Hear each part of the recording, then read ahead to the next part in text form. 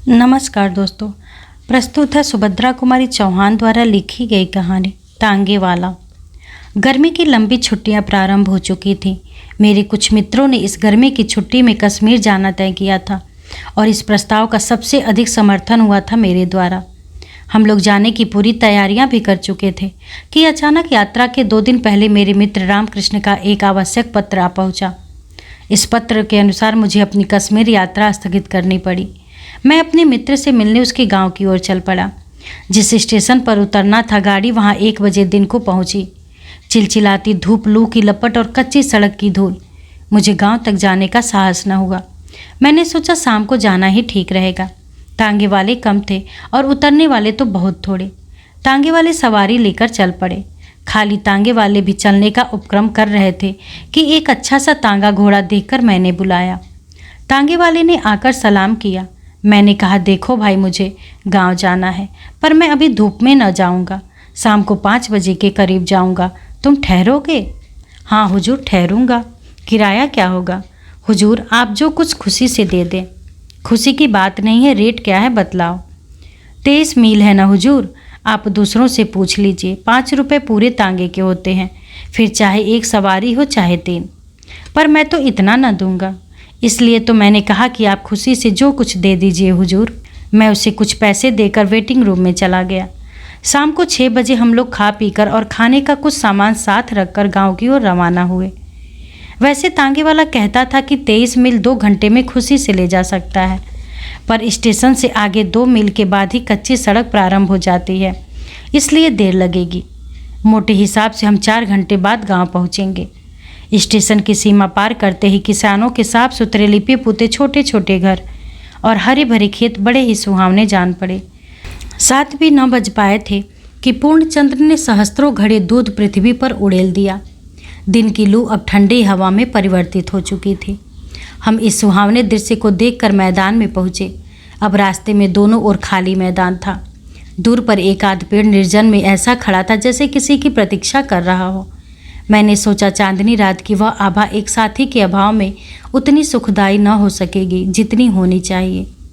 मैंने तांगे वाले से पूछा, जो धीरे धीरे कुछ गुनगुना रहा था, कितने मील आ चुके हैं हम लोग? अभी हुजूर कुल 7 मील ही तो आए हैं। और फिर वह जरा जोर से गा उठा, हम फिर से वतन अपना स्वाधीन बना लेंगे। मैंने जरा सतर्क होकर तांगे वाले की ओर देखा। खद्दर का कुर्ता और गांधी टोपी उसके सिर पर थी। मैंने सोचा इसलिए तो यह स्वाधीनता के गीत गाता है। मैंने तांगे वाले से पूछा, कितने दिनों से तांगा हाँकते हो तांगे वाले? हुजूर कोई 5 साल हुए। किसी की नौकरी करने से यह अच्छा है। तबीयत हुई जोता, न तबीयत हुई बैठे रहे। किसी की ताबेदारी नहीं, अपने मन का राज है। सामने चलकर नदी थी। नदी का पुल पार करते ही तांगे वाले ने तांगा रोक दिया। बोला, हुजूर यहाँ जरा आराम कर लीजिए। नदी का पानी बहुत साफ और मीठा है। कहते हैं कि सन 57 के गद्दर में तात्या टोपे दुश्मनों की सेना को चीरते हुए यहीं से नदी के पार चला गया था। तात्या टोपे? मैंने मन में सोचा, इसे इतिहास का भी कुछ ज्ञान है। तांगे वाला फिर बोला, हाँ हुजूर, तात्या टोपे नदी के पार जाना चाहता था। फिरंगियों की सेना ने उसे चारों ओर से घेर लिया था। फिर भी हुजूर वह इतना तेज, इतना फुर्तीला था कि 4-5 बड़े बड़े फिरंगी अफसरों के सामने से निकल गया अपनी सेना समेत, और उसका कुछ कोई न कर सका।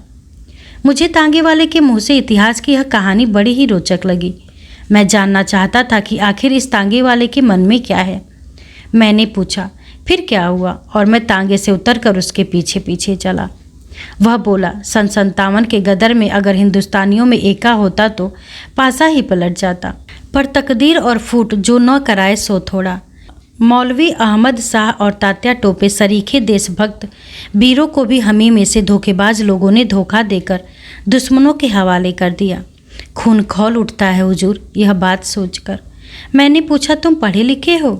तांगे वाला उत्साह के साथ बोला, बहुत कम हुजूर। हिंदी अच्छी तरह पढ़ लिख लेता हूँ, अंग्रेजी भी थोड़ी जानता हूँ, पर हुजूर जब से 57 के गदर का इतिहास पढ़ा और फिरंगी कैसे आए और कैसे फैल गए सारे हिंदुस्तान में, यह जाना, तब से हुजूर बदले की भावना से रात दिन जलता रहता हूँ। सरकारी नौकरी इसीलिए नहीं की। मेरा बाप डीसी की अर्दली में था, मुझे वह जगह मिल रही थी। मैंने ठोकर मार दी। माँ बाप नाराज हो गए, मैंने घर ही छोड़ दिया और तब से यहाँ हूँ, यह तांगा चलाता हूँ। पर तांगे पर भी किसी साले फिरंगी को बैठाकर तांगा न हाँकूंगा। क्यों? फिरंगी को न बैठाने की कसम क्यों खा ली है?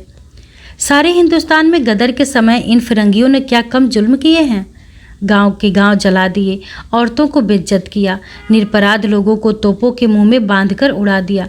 फिर सन 57 की दूर की बात जाने दीजिए, अभी की ही बात है, पंजाब में उन्होंने क्या कम किया है? जलियांवाले बाग को कौन भूल जाएगा? घाव ताज़ा है हुजूर, इन फिरंगियों को देखते ही उस पर नमक पड़ जाता है। इसलिए मैंने कसम खाई है, इन्हें तांगे पर कभी न बैठाऊंगा। मेरा मन इनसे बदला लेने के लिए बार बार उमड़ता है। इतने में हम नदी किनारे पहुंच गए। मैं एक चट्टान पर बैठ गया। पास ही एक दूसरी चट्टान पर तांगे वाला खड़ा था। उसने लोटा भर पानी लाकर मेरे पास रखा। मैंने कहा, नहीं जी तांगे वाले, मैं तो नदी पर ही हाथ मुँह धोऊंगा, पर हाँ, तुम्हारे विचार तो क्रांतिकारियों जैसे हैं। तुम्हारा नाम क्या है? किसी क्रांतिकारी को जानते हो? मेरा नाम हुजूर रामदास है। किसी क्रांतिकारी को नहीं जानता। नाम सुने हैं, उन लोगों के जीवन चरित्र पढ़े हैं, पर उन लोगों में भी मुखबिर बनने वालों की कमी नहीं है हुजूर। नहीं तो उन लोगों ने भी अब तक कुछ कर लिया होता। महात्मा गांधी के सत्याग्रह आंदोलन में बहुत दिनों तक शरीक रहा हूँ। 2 बार जेल भी हो आया हूँ हुजूर, पर तबीयत नहीं मानती। मेरे अंदर से तो जैसे कोई पुकार उठता है, गदर, सन 57 का सीन एक बार दोहराया जाए, इन फिरंगियों से कसकर बदला लिया जाए, तभी हमारा और हमारे देश का उद्धार होगा। मैंने कहा, हम निहत्थे कैसे बदला ले सकते हैं रामदास? सन 57 की बात की और थी, तब हमारे पास हथियार थे, अब तो हम लोग बिल्कुल पंगु कर दिए गए हैं। हुजूर, यही तो बात है, तांगे वाला बोला। हमने जबान खोली, हमारे ही भाई बंधु हमें गिरफ्तार करने पहुँचे, हमारे ही में से हमें सज़ा सुनाने वाले आए, हमें में से हम पर पहरा रखने लगे। अगर यही सब एकमत होकर एक साथ काम करे तो हुजूर हथियार उठाने का भी काम नहीं। हमारा स्वराज्य हमारी मुट्ठी में जानिए। लेकिन 10 अगर सच्चे जी से काम करने को तैयार रहें तो 20 धोखा देने को तैयार रहेंगे।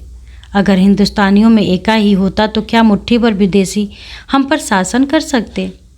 तांगे वाले ने एक दीर्घ सांस ली और हम दोनों उठकर नदी में हाथ मुँह धोने लगे। इसी समय बड़े ही करुण स्वर में किसी के गाने की आवाज़ आई, हम गरीबों का खुदा नींद में सोया होगा, हम गरीबों का। थोड़ी देर बाद जिधर से गाने की आवाज़ आई थी उधर से बिलख बिलख कर रोने की आवाज़ आने लगी। मैं चौंक कर देखने लगा। तांगे वाले ने बतलाया, हुजूर, यह एक पगली है, कभी कभी इधर दिख जाती है और अक्सर रात के समय गाती है, कभी रोती है कभी हंसती है। कहते हैं सन 57 की गदर के समय सम्राट बहादुर शाह को जब कैद किया गया था और उनके शहजादों को मार डाला था, तब उनके महल में कुछ बेगमें कीमती जेवर इत्यादि छीन लेने के बाद दर दर फिरने के लिए छोड़ दी गई थी। यह पगली उन्हीं में से कोई है। फटे कपड़े पर इस गरीबी में भी हुजूर उसकी चाल चितवन बातचीत सब शाही ढंग का है। वह मामूली औरत नहीं जान पड़ती। मैंने तांगे वाले से कहा, तुम उस स्त्री को बुलाओ, मैं उनसे बात करना चाहता हूँ। तांगे वाला बोला, वह किसी से नहीं बोलती हुजूर, न किसी की तरफ देखती है। कहाँ रहती है, क्या खाती पीती है, कोई नहीं जानता। कभी कभी यहीं नदी किनारे दिख जाती है। न जाने कितने वर्षों से इसी तरह गाती है, रोती है, हंसती है, पर आज तक कोई उससे बात नहीं कर सका है। मैं आश्चर्य में था। खैर, खाना खाकर हाथ मुंह धोकर हम लोग फिर तांगे पर आए। तांगे वाले न जाने कितनी बातें मुझे बतलाता चला। शुरू शुरू में तांगे पर बैठकर मैंने एक साथी के अभाव का अनुभव किया था, किंतु ये 23 मील कब ख़त्म हो गए मैं जान भी न पाया। गांव में पहुंचकर जब तांगे वाले ने मुझसे पूछा, यही गांव है, किसके मकान पर चलना है, तब मैंने जाना कि 23 मील की यात्रा समाप्त हो गई है।